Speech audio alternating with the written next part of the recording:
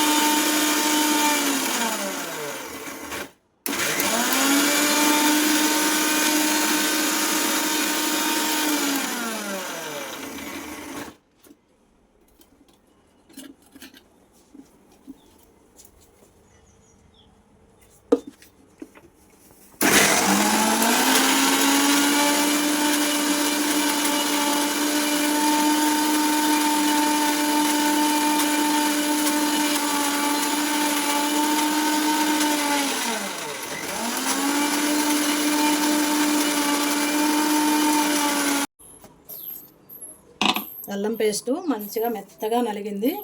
అల్లం వెల్లుల్లి పేస్ట్ తయారు చేసుకోవాలంటే ఎప్పుడైనా అల్లము వెల్లిపాయలు సమానంగా వేసుకోవాలి. అర కేజీ అల్లానికి అర కేజీ ఎల్లిపాయలు వేసుకుంటేనే అల్లం పేస్ట్ టేస్టీగా ఉంటుంది. కూరలలో కూడా బాగుంటుంది వేస్తే. కొంతమంది ఏం చేస్తారంటే అల్లం ఎక్కువ వేసుకుంటారు, ఎల్లిపాయలు తక్కువ వేసుకుంటారు. కానీ అట్లా చేస్తే దీనంత టేస్ట్ రాదు. అల్లం పేస్టు మెత్తగా మిక్సీ చేశాను. ఇది 6 నెలల పాటు నిల్వ ఉండాలంటే ఏమేమి కలుపుకోవాలో చూద్దాం రండి. ఒక స్పూను పసుపు,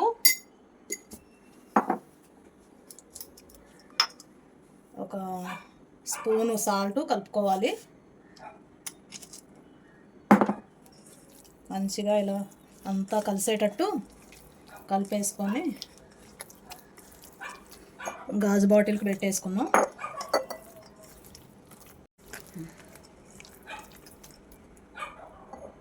ఏం చెప్పాను నాన్న?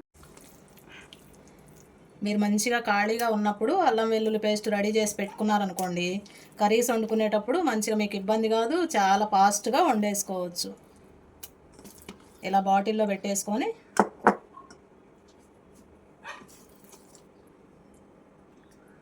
ప్లాస్టిక్ బాటిల్ కాకుండా మంచిగా మీరు గాజు బాటిల్ వాడుకోండి, ఆరోగ్యంగా ఉంటారు. ప్లాస్టిక్ వాడొద్దు అంటున్నారు కాబట్టి నేను కూడా గాజు బాటిల్ వాడుతున్నా. ఇప్పుడు